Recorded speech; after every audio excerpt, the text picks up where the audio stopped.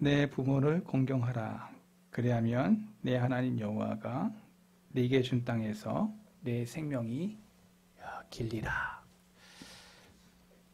오늘은 내 부모를 공경하라 라는 말씀으로 하나님의 말씀을 증거하도록 하겠습니다. 오늘 저와 여러분 앉아있는 모든 성도계 교우들은 다 부모님들이 계십니다. 부모님이 계시기에 내가 여기 지금 앉아 있는 것입니다. 우리의 존재는 무에서 유로 창조된 것이 아니라 있는 것에서 창조된 자들입니다. 즉 부모님이 우리를 낳으셔서 오늘 저와 여러분이 여기에 지금 하나님의 자녀들로 예배드리고 있는 것이죠. 그래서 저와 여러분이 그냥 이 땅에 그냥 태어난 게 아니라 부모님을 통해서 저와 여러분들이 이 땅에 지금 살고 있는 것입니다. 어느 누구나 어버이가 있다는 말입니다. 오늘 부모님에 대한 말씀을 잠시 나누려고 하는데요. 성경이 말하는 부모는 그럼 무엇인가를 잠시 나누고 저와 여러분들이 부모님에 대한 성경적인 효도는 무엇인가를 잠깐 생각해 보도록 하겠습니다. 원래 1년에 한 번씩 이 귀한 날이 되면 자식들은 부담들이 됩니다. 평상시 안 하다가 이제 엄마 아버지를 생각하면 뭔가 조금 의미 있게 나를 보내야 되는데 평상시 안 하다가 하려니까 이게 쉬운 게 아니죠. 저도 가끔 아버님, 어머니 전화 드리는데 5월 8일 날 아침에 전화를 드리고 그냥 아버지 잘 계세요? 그랬더니 잘 있어. 그냥 그 음성 속에서 들려오는 정다운 그 교감, 이것이 부모와 자식들 간의 모습이라고 저는 생각합니다. 한번 오늘 저와 여러분들이 터놓고 우리 자신을 한번 돌아보면서 특별히 우리 부모님에 대한 우리 마음의 자세를 한번 새롭게 정리하고 또 부모님을 어떻게 성경적으로 효도할 것인가를 한번 진지하게 말씀으로 같이 나누고자 합니다. 인간은 사회적 동물인 동시에 윤리적인 동물입니다. 인간이 동물과 다른 점은 인간 사회는 반드시 윤리가 있다는 것입니다. 윤리. 세계 어느 민족, 어느 족속이든 어느 나라 할 것 없이 인간이라면 윤리가 있고 도덕이 있기 마련입니다. 윤리와 도덕이 계속해서 타락해 가고 또 무너져 가고 있는 이 현실 속에서 이 윤리와 도덕이 무엇인가 하면 세상 사람과 사람 사이에 어떤 관계를 설정하는데 우리가 깊은 의미를 갖는 거예요. 관계 설정. 사람과 사람 사이에 어떠한 관계를 어떻게 맺어야 하는가? 이게 윤리라는 겁니다. 사람과 사람이 어떠한 관계를 유지하는가? 우리 그리스도인들이 윤리를 떠나서 윤리보다 더 높은 이 신앙의 양심의 세계까지 올라가는 거예요. 그 이상 하나님의 말씀의 세계 속으로 들어가는 자들은 이 땅의 윤리도 잘 지키는 사람이라는 것을 성경은 벌써 말해주고 있어요. 진짜 그리스도인들이라면 이 땅의 것 잘 지키고 그 다음에 더 높은 믿음의 세계, 신앙의 세계의 것을 정립한 자들이 기독교인이라는 거예요.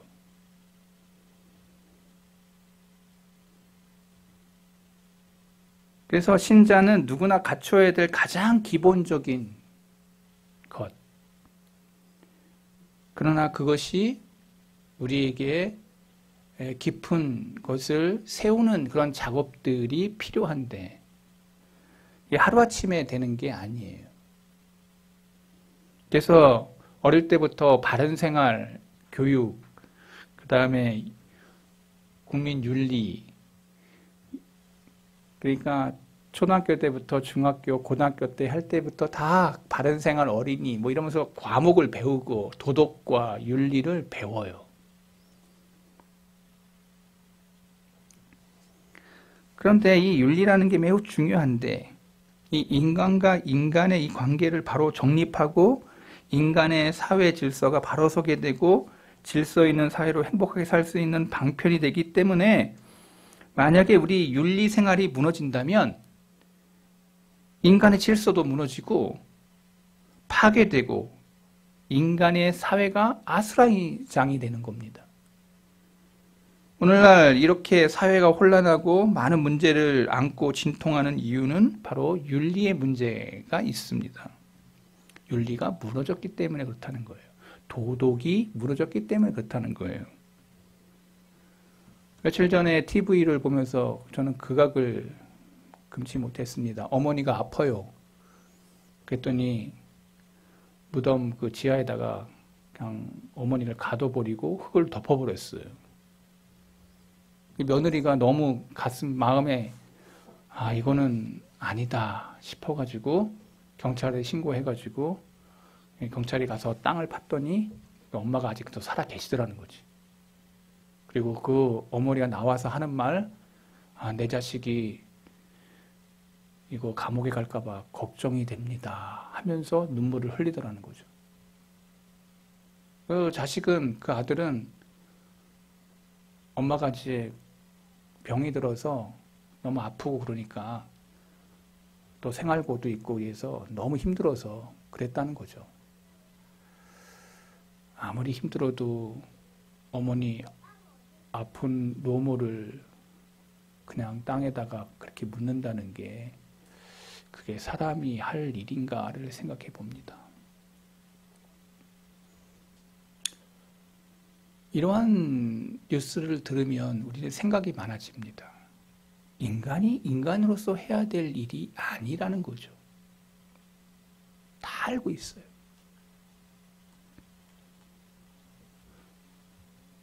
그런데 인간이 인간으로서 해야 될 이러한 의무들이 무너질 때 사회는 혼란스러워지고 또 믿는 자들이 그러한 삶을 살지 못할 때 더 욕을 먹는 것이죠. 우리 예수 믿는 사람들이 세상 사람들보다 더 잘 살아야 될 이유가 여기에 있습니다. 주님은 우리를 명제로 세우셨습니다. 너희는 세상의 빛이요 너희는 세상의 소금이다. 빛이 빛으로서의 역할을 하려면, 소금이 소금으로서의 역할을 하려면 남들보다 다른 그런 헌신, 또 섬김, 또 그리고 내 삶 속에서 그러한 것들을 살려내야 돼요.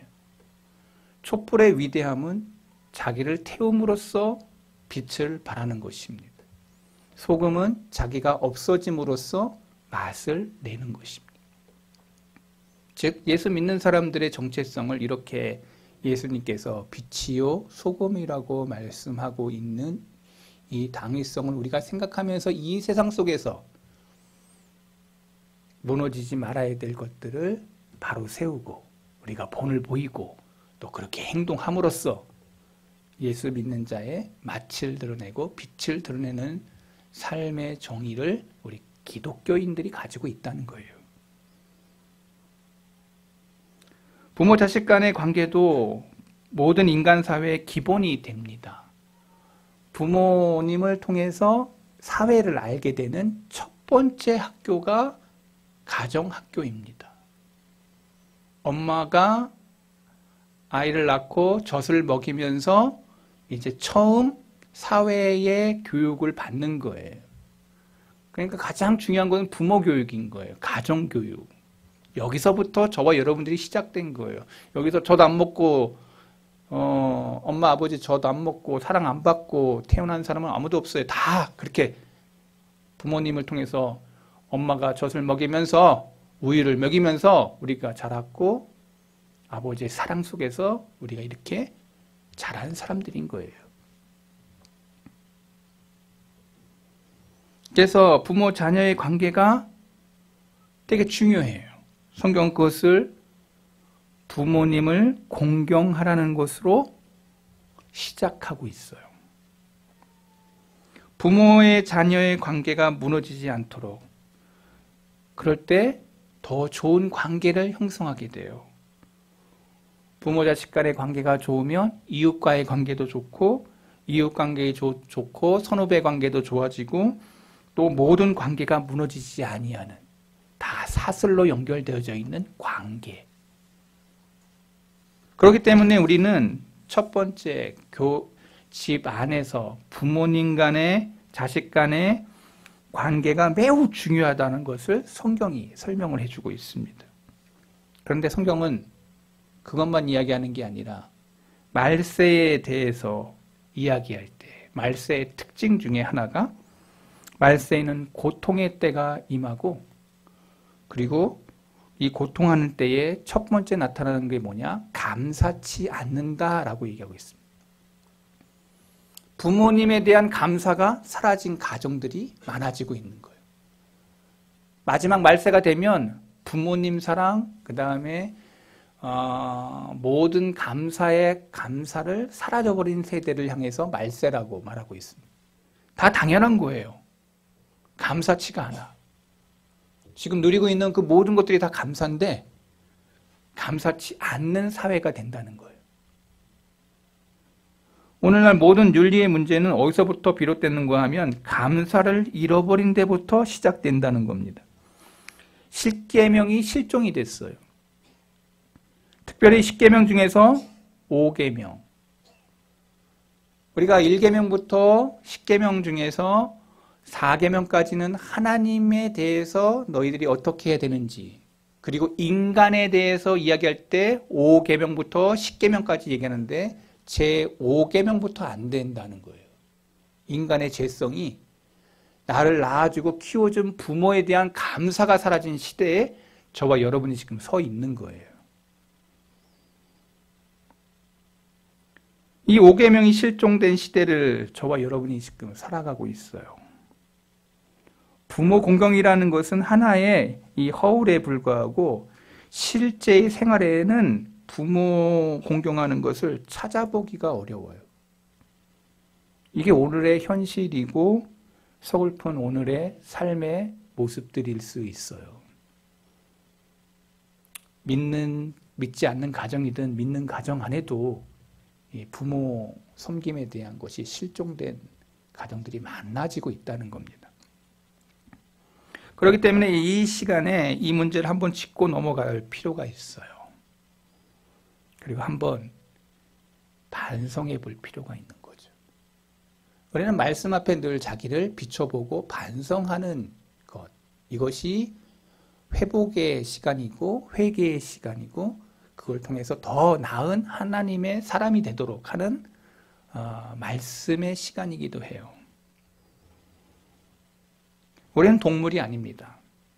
동물은 자기의 본능을 위해서 살아가고 쾌락적인 만족을 위해서 살아가지만, 우리는 본능에 의해서만 살아가는 게 아니고 쾌락적인 만족을 위해 살아가는 게 아니라 바로 인간과 인간의 관계를 바로 맺고 거기에서 질서가 오게 되고, 그 질서를 통해서 평화가 유지되고 하나님과 함께함을 체험하게 되는, 그래서 인간 삶의 의미가 뭐가 참 행복이냐를 깊이 알고 살아가는 자들, 이게 인간이라는 거예요. 하나님께서 인간 생활의 행복을 위해서 질서를 만드셨어요. 질서. 이 질서란 각 분야의 권위자를 하나님이 세우셨다는 말입니다. 가정에는 부모님이라는 권위자, 또 사회에서는, 직장에서는 사장이라는 권위자, 나라에는 대통령이라고 하는 권위자, 교회에는 목사, 장로, 안수집사, 권사, 이런 권위자들을 세우셨어요. 이러한 권위자를 통해서 질서를 유지하게 하고 평화를 이루게 하고 또 생산적이고 창조적인 삶을 살도록 세우신 하나님의 질서.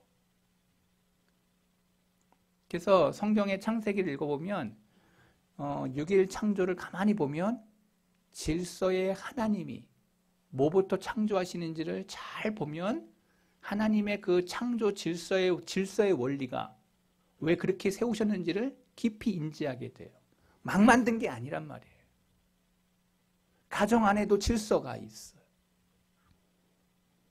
그렇기 때문에 기본적인 이 부모 자녀 간의 관계가 무너지면 모든 관계가 무너진다는 것을 성경은 강조하고 있어요. 가정에서 부모를 무시하는 자식이 사회에 나가서 사람 구실을 할 수 있느냐? 성경으로 말하면 안 된다라고 말하고 있어요.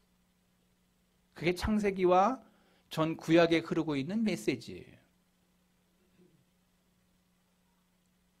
가는 곳마다 부모를 무시했던 자식이 나가는 곳, 사회에서의 생활은 파괴적이고 공격적이고 불필요한 존재로 살아갈 수밖에 없다는 것을 성경은 말해주고 있어요. 부모, 질서에 하나님이 세우신 권위자를 무시하는 그 행위가 그러한 사람이 사회에 나가서 멋있는 존재가 될 수 없다는 거죠. 하나님께서는 우리 인간에게 계명을 주셨습니다. 하나님의 말씀을 주셨어요. 이 하나님의 말씀을 요약하면 출애굽기 20장의 10계명이 우리에게 요약으로 주신 말씀이에요. 이 계명은 반드시 지켜야 될 것이고 우리가 지키지 않으면 안 될 말씀인 거예요. 하나님께서 왜 우리에게 이 10계명을 주시는가 하면 이 계명을 통해서 우리가 보다 행복하고 아름답게 살도록 하기 위해서 이 계명을 주신 거예요. 한번 따라해 보겠습니다. 말씀을 주신 것은, 계명을 주신 것은 우리가 마지못해 이 계명을 지키는 게 아니라 하나님이 주신 은혜 가운데서 이것을 전심으로 따르고 그 말씀을 따르려 할 때 그 계명을 통해서 우리는 참 행복, 참 아름다운 삶을 누리게 하신다는 거예요. 집에 가셔서 10계명을 다시 한번 깊이 한번 씹어보세요. 그러면 무엇이 여러분의 마음에 와닿는지를 한번 깊이 묵상해 보세요. 내가 뭘 잃어버렸는지, 그래서 지금 내 신앙이 어떻게 됐는지 1번부터 4번을 생각해 보고 5번부터 10번을 생각해 보면서 내가 왜 인간관계가 왜 이렇게 무너졌나, 나만의 욕망을 위해서 부모님도 무시하고 그 다음부터 내가 미워하고 시기하고 질투하고 인간의 관계성 속에서 무너졌던 것들을 이렇게 한번 깊이 한 말씀 한 말씀을 깊이 한번 되새겨보는, 그래서 내 영혼에 뭔가 팍 다가오는 그것이 여러분의 걸림돌이 된다면 그걸 놓고 기도하는,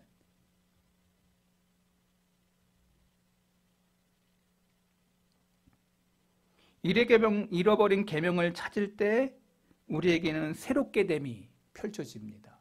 말씀을 통해서 우리가 뒤집어지는 이유는 그 말씀을 내 영혼에 대입시키고 그 말씀을 통해서 내가 뭐가 모자랐다라는 것을 나를 채우는 방식인 거예요. 이게 신앙생활에 성숙하는 자들의 모습인 거예요. 여러분 성경을 통해서 이제 보면 이스라엘 민족의 역사를 보세요. 개인의 역사나 민족의 역사나 국가의 역사나 계명을 잃어버렸을 때, 하나님의 말씀을 잃어버렸을 때, 하나님의 말씀이 불순종할 때 그들에게는 하나님의 저주와 하나님의 심판이 있었어요. 그러나 하나님의 계명을 잘 지키고 하나님의 말씀을 신실하게 따라갔던 가정이나 개인이나 국가는 그 다음 이후로부터는 융성하고 화려하며 놀라운 축복을 받은 그러한 말씀이 점철되어 있어요. 그러니까 말씀을 잘 지킨 개인부터 민족이나 국가도 말씀을 잘 지킬 때는 하나님이 흥하게 하시고 풍성케 하셨으나 하나님의 말씀을 저버리고 자기 마음대로 살았던 사람들에 대해서는 말씀대로 그들이 신명기 28장에 나오는 것처럼 어디 가도 안 되는, 어디 가도 맨날 꼴찌하고 어디 가도 맨날 쓰러지는 인생을 살아가는, 이게 구약이 얘기하고 있는 질서의 하나님의 계명을 지키는 자들과 지키지 않는 자들의 모습이라고 전체 구약을 통해서 제가 지금 여러분들에게 엑기스를 이야기하면 그렇다는 거예요. 만약에 그게 틀렸다고 하면 저한테 찾아오세요. 제가 성경을 다 비춰서 이야기해주고 설명해 줄 수 있어요. 이스라엘의 암흑시대 400년 동안의 이스라엘 사람들이 삶은 무엇이었냐? 자기의 소견에 좋은 대로 행했다라는 게 사사기의 이야기예요. 하나님 말씀대로 행한 게 아니라 자기 소견에 좋은 대로, 자기 기분에 따라, 이권을 따라, 감정을 따라 그렇게 살았던 시대가 사사시대라는 거예요. 말씀 없이 자기 소견에 따라. 그 시대는 하나님의 말씀이 희미해졌고 하나님이 역사하지 않았고 영적인 암흑기였다고 성경은 말하고 있어요. 영적 암흑기간 400년 동안처럼 현대가 지금 영적인 암흑기가 아닌가. 말씀이 없어. 말씀 따라가는 사람이 희미한 시대예요. 자기의 소견에 오른 대로 내 감정과 내 기분과 내 욕망을 따라가는 시대에 저와 여러분이 서 있지 않은지를 생각해 봐야 돼요. 왜 어버이날 왜 부모님 잘 섬겨라 뭐 이런 것만 하지 왜 그걸 하냐 이렇게 얘기하면 아니 성경 전체를 놓고 제가 여러분들에게 한번 생각해 보시라는 거예요. 현재는 말씀이 희미해진 시대입니다. 말씀이 있어도 말씀을 바로 지키는 자들이 찾아보기 어려운 시대. 하나님의 계명이 실종된 시대 저와 여러분이 살고 있어요. 그 예가 뭐예요? 제5계명. 앞에 있는 부모님도 잘 안 섬겨. 잘 공경 안 해. 아버지 엄마가 어떤 생각하는지도 몰라. 자기가 살고 있는 욕망을 따라 자기의 생각만 하다가 가고 있어요. 한번 생각해 보세요. 계명 안 지키고 있는 거잖아요.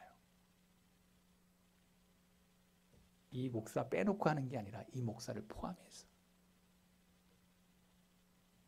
그래서 우리가 분명히 기억할 것은 잃어버린 하나님의 말씀의 계명을 다시 찾아 그 계명대로 내 삶 속에서 늘 그 말씀을 따라가려고 몸부림치는 사람이 진짜 하나님의 사람인 줄로 믿습니다. 저와 여러분이 말씀을 따라가야 됩니다. 말씀을 붙들어야 됩니다. 말씀의 옷을 입어야 됩니다. 말씀을 먹음으로써 여러분들이 변화의 역사가 시작됩니다. 변화하지 않는다면 그 사람 가짜라는 얘기예요. 주일날 이렇게 말씀을 통해서 내가 자꾸 찔린다. 지금 그 사람은 뭔가 성령님이 역사하고 있는 사람이에요. 말씀이 나로 하여금 자꾸 찔려. 그렇게 내가 잘못 살았는구나. 그렇게 하면 안 되지. 하고 내 영혼이 자꾸 떨려. 그래서 그것을 바꾸려고 하는 이러한 역동적인 역사가 일어날 때 그 사람은 하나님의 성화의 역사 속에서 드러나고 있는 삶을 살아가고 있는 자들인 거예요. 근데 말씀을 들어도 자꾸 이거 저 사람 얘기지 내 얘기는 아니야. 이러면 이 사람은 계속 자기를 죽이는 자리에 서게 되는 것입니다. 그렇다면 없어지지 않을 하나님의 계명, 하나님의 말씀, 한 끗도 틀리지 아니하고 온전히 이루어지는 말씀, 영원히 남아야 될 말씀, 그 10계명에서 제5계명의 부모에 대한 이유를 성경은 이렇게 설명합니다. 부모의 의미 첫 번째는 선조 전체를 뜻한다는 거예요. 선조. 우리가 60억이 지금 있지만 그 전에 있었던 사람들, 선조의 이야기가 다 아버지, 어머니라는 거예요. 성경은 그것을 조상이라는 의미로 설명을 했어요. 마태복음에 보면 아브라함과 다윗의 자손 예수 그리스도의 세계라. 전에는 계보라. 이 계보나 세계를 어원을 찾아보면 그것이 조상들의 의미를 갖고 있어요. 아버지와 어머니들이었다라고.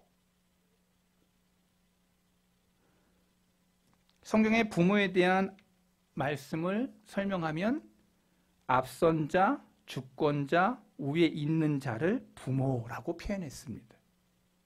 예를 든다면 요한 1서에 나오는 사도 요한이 소자들아 이렇게 글을 썼는데 여기 사도 요한이 다 낳은 아들이 아니에요.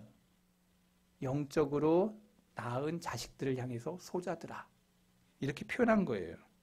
영적인 면에서 자식이요 나는 아비가 되어 너희들에게 훈계한다, 이렇게 사도 요한이 기록하고 있는 거예요. 열왕기하 5장 13절에도 그의 종들이 나와 말하되 이르되 내 아버지여 내 아버지여 선지자가 당신에게 큰 일을 행하라 말하였다면 행하지 아니하였으리까 하물며 당신에게 이르기를 씻어 깨끗하게 하라 하리이까. 나아만 장군이 너 요단강 가서 씻어라 그랬더니 기분 나빠가지고 막 화를 내고 있을 때 부하들이 아버지요 선지자가 그거 얘기했는데 그보다 더한 거 했어도 당신은 해야 되지 않겠습니까? 부하가 나아만 장군을 향해서 아버지요 라고 표현을 썼어요. 그 종들이 아버지요 아버지야라고 한 이유는 다른 게 아니라 바로 그 관계성을 설명하고 있는 거예요. 앞선자, 권위자, 심판자, 선조들, 여러 그 성경에서 얘기하고 있는 전 그러한 아버지, 어머니의 대상이 누군지를 설명해 주고 있는 거예요. 두 번째 생각할 것은 위에 있는 자, 권위자, 주권자, 앞선자를 설명할 때도 성경은 아버지, 어버이라고 설명을 했어요. 아버지요, 이 부모가 누구냐? 상사와 종의 관계 속에서도 신하와 왕의 관계 속에서도 부모와 같이 대하라라고 하는 성경의 개념이 설명이 되어져 있어요. 사도 바울은 갈라디아서 4장 19절에 나의 자녀들아 너희 속에 그리스도의 백성 형상을 이루기까지 다시 너희를 위하여 해산하는 수고를 하노라. 여기 바울이 홀로 단신으로 살았던 사람이 나의 자녀들이라 라고 설명을 하고 있어요. 내가 너희를 해산의 수고로 낳았다. 아버지가 남자가 어떻게 애를 낳아? 그런 표현이 아니죠 지금. 사도 바울이 교인을 가르치고 교인을 양육할 때 해산하는 수고로 너희를 그렇게 영적으로 낳았다. 악한 자들이 주님을 만나서 새롭게 된 사람들을 향하여 주님을 따라가는 자들 향하여 너희가 내 아들이다 자식들이다 라고 바울이 해산하는 수고로 너희들을 양육해서 키웠다라는 말이에요. 여러분 정말 멋진 크리스찬이 된 사람들 주위에는 그 등 뒤에 누군가 그런 수고를 한 사람들이 있어요. 말씀의 수고를 한 사람이 있고 본을 보인 수고를 한 사람이 있고 섬기는 그 누군가가 있어요. 위대한 사람들 등 뒤에는 누군가의 땀을 흘린 사람이 있었고 피를 흘린 사람이 있었고 섬기는 사람들이 있었어요. 누군가의 헌신이 있었다고. 여러분이 지금 부모로서가 아니라 자식들로 있으면 다 누군가의 이런 헌신이 있었던 거예요. 나의 나됨은 누군가 나를 위해서 이렇게 헌신한 자들이 있었다는 거예요. 이걸 잊어버리지 말아야 돼요. 이제 성경적으로 또 하나 혈연에 대한 부모님에 대해서 성경은 말해요. 저와 여러분이 잘 알고 있는 부모님에 대한 아비와 어미, 이 혈연의 관계의 친부모를 가리켜 아비와 어미라. 하나님은 부모를 이 세상의 모든 영역에서 대표자로 세우셨어요. 더 나아가 부모라 할 수 있는 혈연적인 관계를 의미해요. 나를 낳아주시고 나를 키워주신 부모님, 하나님께서 이 부모에 대해 대표 사자로 권위를 세워주셨어요. 하나님이 세우신 질서의 하나님이 여러분들이 못난 아버지, 못난 어머니라고 할지라도 하나님이 그렇게 권위자로 하나님이 세우신 분들이에요. 여기 혹시 부모님하고 관계가 안 좋아가지고 괴로워하는 사람이 있다면 오늘 설교를 잘 들으시고 아, 내가 잘못 생각했구나. 하나님이 질서의 하나님이셨어요. 모르시는 분이 아니야. 부모님이 부끄럽고 부모님이 아주 이상한다 할지라도 그 부모님을 세우신 분이 하나님이에요.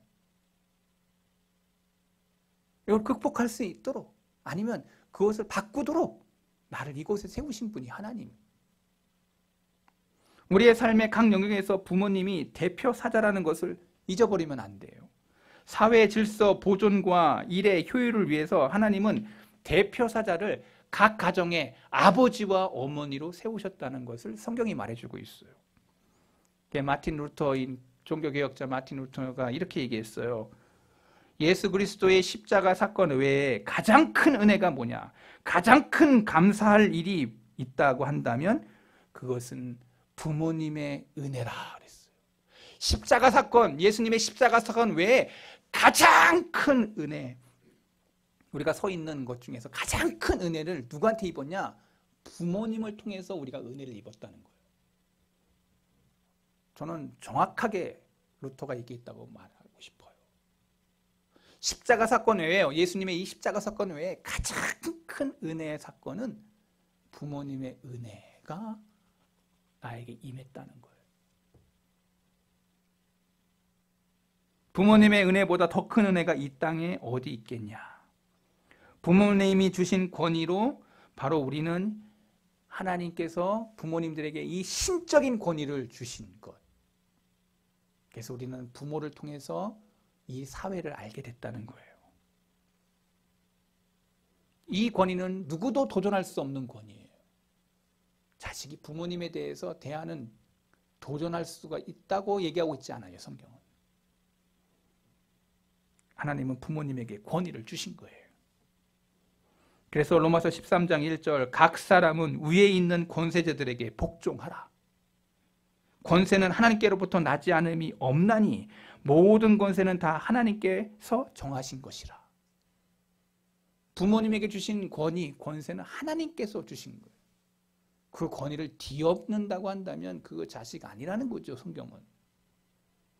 근데 요새는 자식들이 악해서 그 권위를 뒤집어요. 그것을 엎어버려요. 그래서 갖다가 묻기도 해요. 참 험악한 말씀을 정반대로 가고 있는 자들의 모습이죠.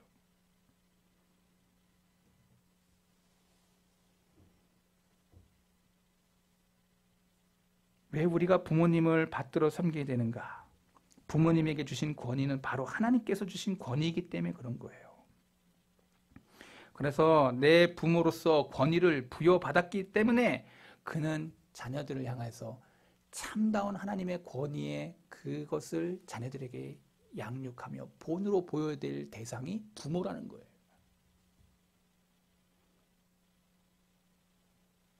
또 하나 생각해 볼 거는 부모가 하나님이 우리에게 베푸신 축복의 매개물이라는 거예요. 내 앞에 있는 부모도 잘 섬기지 못하면서 보이지 않는 하나님을 섬긴다? 거짓말이라고 저는 많이 설교했어요. 여러분 앞에 있는 부모님 잘 섬기시기 바랍니다. 하나님께서 보이는 하나님의 사람을 앞에 보여주고 있어요. 앞에 있는 사람도 못 섬기는데 보이지 않는 하나님 섬긴다고요? 거짓말이라는 거예요.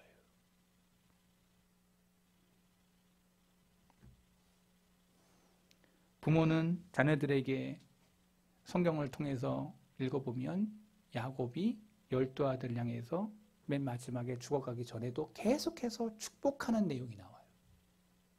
부모는 자녀들을 위한 축복의 매개물이에요. 자녀들을 위해서 축복의 기도가 있어. 그 복이 12아들의 생애 속에서 그대로 다 이루어져요. 하나님이 여러분에게 복을 주실 때 누구를 통해서 복을 주시는가? 여러분이 를 위해 세우신 부모님을 통해서 그 사람들이 축복을 받을 사람인지 아닌지를 그 부모를 통해서 여러분들이 축복을 받게 되는 거예요. 그러니까 부모님을 통해서 여러분들이 축복을 받는다는 것을 꼭 기억하시기 바랍니다. 부모님이 우리의 축복의 통로라는 걸 기억하셔야 돼요. 내 앞에 있는 부모님을 잘 섬기는 사람은 하나님이 그 사람을 축복해.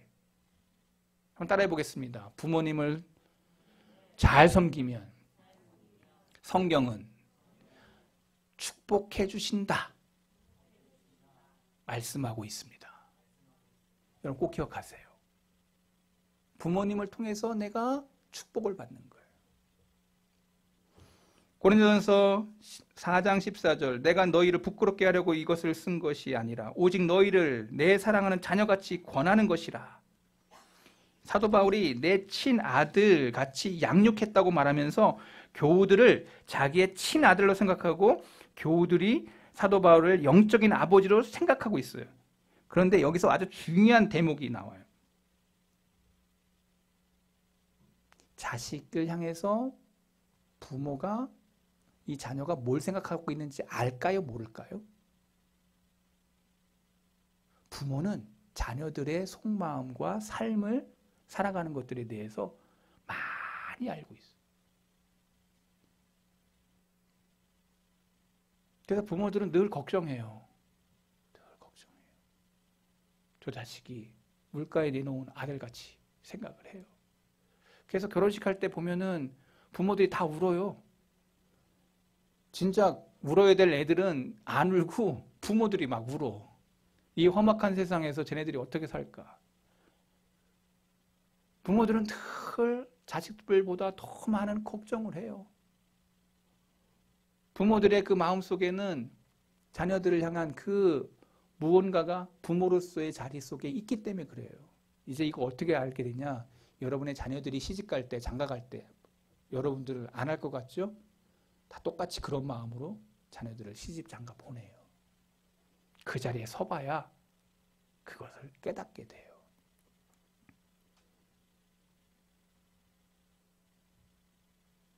여러분, 우리는 다 늙게 돼 있습니다.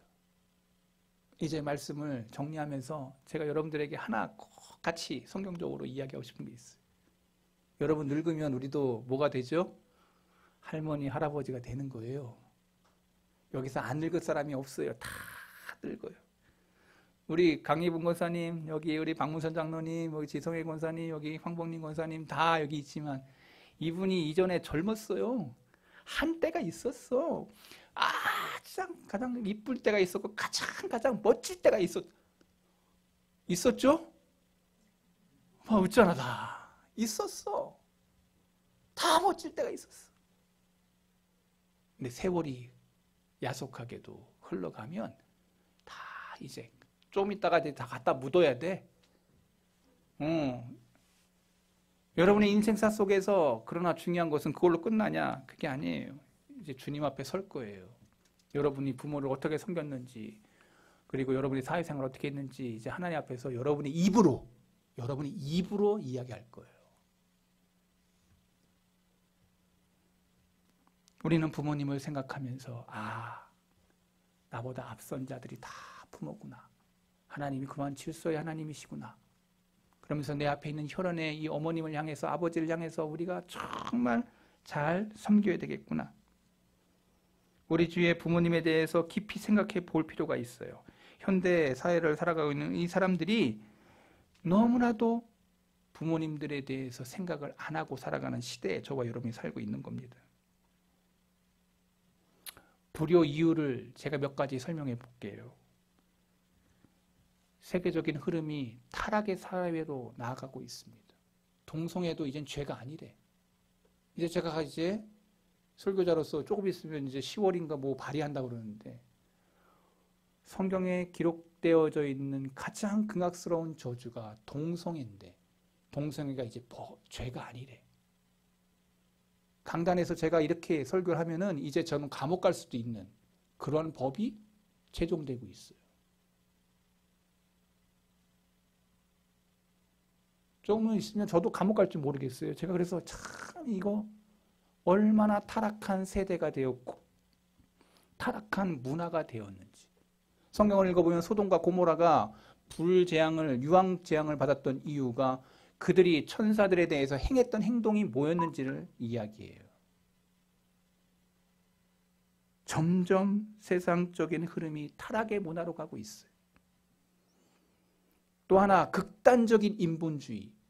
자기만이 동물과 같이 즐거움과 쾌락에 젖어버리는 시대에 저와 여러분이 놓여 있어요.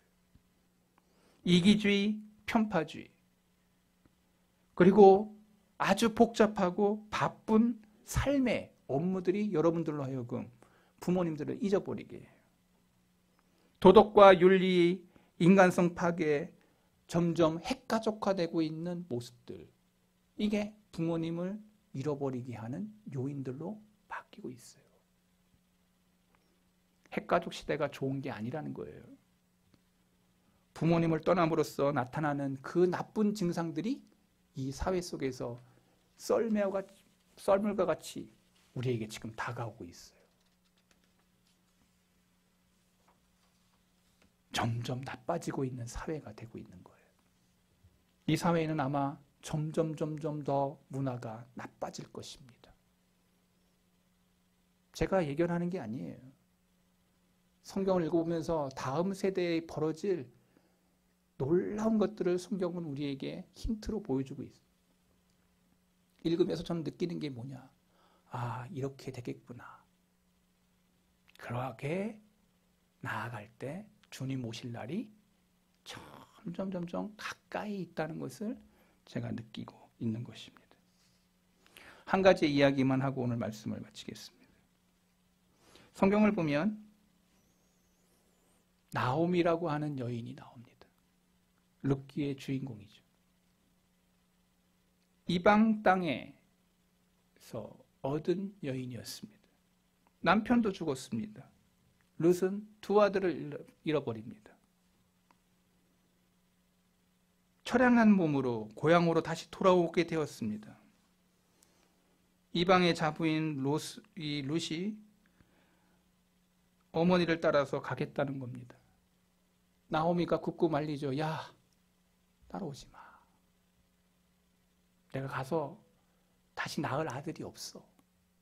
근데 이 며느리가 뭐라고 얘기하는 거 아니? 어머니의 하나님이 나의 하나님이고 어머니의 백성이 나의 백성이다. 어머니의 하나님이 나의 하나님이기 때문에 어머니를 쫓아가서 그 이방 나라인 베들레헴에 가서 잘 섬기고 받들겠다. 그래서 그 여인을 데리고 옵니다. 나오미가. 이게 소문이 다 퍼졌어요. 성경은 그 다음에 뭐라고 나오는 거 아니? 유력한 자가 이 룻의 섬김과 헌신을 보고서도 그 집안의 땅을 받을 때, 그래서 성경은 그것을 통해서 시어머니를 잘 섬겼던 룻에 대해서 표현하면서 이 여인이 누구의 조상이 되냐? 다윗의 조상이 됐다라고 성경은 설명하고 있습니다. 어머니를 잘 섬겼던 그 놀라운 오벳을 낳고 그 다음에 이세를 낳고 그 다음에 다윗이잖아요. 조상의 한 인물이, 위대한 인물이, 하나님이 예비해 놓으신 인물이 벌어지고 있어요. 지극히 정성을 다해 섬겼던 한 여인의 믿음을 통해서 자손 가운데 위대한 인물이 나오는데 그게 다윗이더라. 근데 더 중요한 건 신약 성경에 보니까 그 다윗이 조상이 됐는데 그 다윗의 자손 가운데 누가 나오냐? 누구요? 그렇죠. 예수 그리스도가 나오시더라. 예수님이 그냥 나온 게 아니지. 그래서 주님이 말씀하셨어요. 온 율법과 선지자의 강령에 사랑이 있는데 그 사랑의 원리를 가리킬 때 십계명의 요약이 사랑이라는 것을 역사를 통해서 계보를 통해서 설명해 주셨던 거예요. 사랑하는 우리 성덕의 교우들, 어버이 주일을 맞이해서 이론적으로 신앙 좋다고 할 게 아니라 내 삶 속에서 우리의 부모님을 잘 섬김으로써 하나님을 경외하고 내 후대 가운데 하나님의 위대한 사람들이 일어날 것을 꿈꾸며 하나님의 말씀을 가장 멋지게 순종하려고 몸부림치는 모습들이 오늘 저와 여러분들의 모습 가운데 펼쳐지기를 소망합니다. 말씀을 지킨 자들을 어떻게 하나님이 축복하시는지, 말씀을 저버린 세대가 어떻게 망하는지 어버이주를 맞이하면서 내 앞에 있는 부모님을 바라보며 내가 어떻게 부모님을 섬길까? 마음 언저리에 내 양심에 손을 얹고 살아계신 부모님들을 향해서 잘 섬기겠다고 하는 마음의 작정이 오늘 저와 여러분 가운데 있기를 바랍니다. 하나님 아버지, 말씀을 증거했습니다. 이 시대는 너무나도 피폐하고 악하고 음란하며 세상 것을 향해서 달려가고 있는 폭축 열차와 같은 그러한 모습으로 우리가 살아가고 있습니다. 이때 정신을 바짝 차리고 하나님의 말씀을 따라, 진리의 말씀을 따라 말씀이 가라앉는 곳에 서서 우리가 서 있는 그 자리에서 말씀의 사람으로서 서서 이 세상의 빛으로 소금의 역할을 감당하다가 주님 앞에 가장 아름답게 서는 귀한 종들이 우리 성덕의 모든 종들 되게 해 주옵소서. 내 앞에 서 있는 부모님을 바라보며 부모님께 공경하는 그것이 얼마나 귀한 것이고 그 공경을 통해서 내 자손대대에 하나님의 위대한 종들이 일어난 것을 바라보면서 말씀을 따라 주님 앞에 철저하게 삶을 살아가고 말씀을 통해서 승리하는 귀한 삶이 우리 성도의 모든 종들 가운데 있게 해 주옵소서. 예수 그리스도의 이름으로 기도하옵나이다. 아멘. 우리 다 같이 일어서셔서